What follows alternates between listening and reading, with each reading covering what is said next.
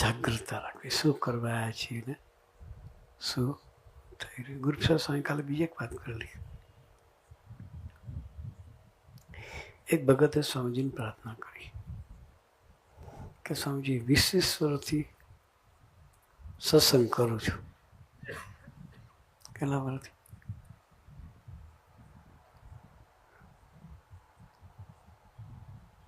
તો કોઈ શાંતિ કે સુખ જેવું નહીં અનુભવાતું.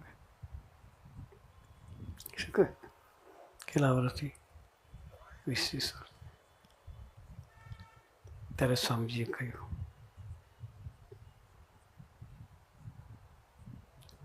કે 20 વર્ષથી સત્સંગ કરે છે બરોબર છે, પણ સાકરની સાથે રેતી પણ ફાકે છે. કે શું કહ્યું?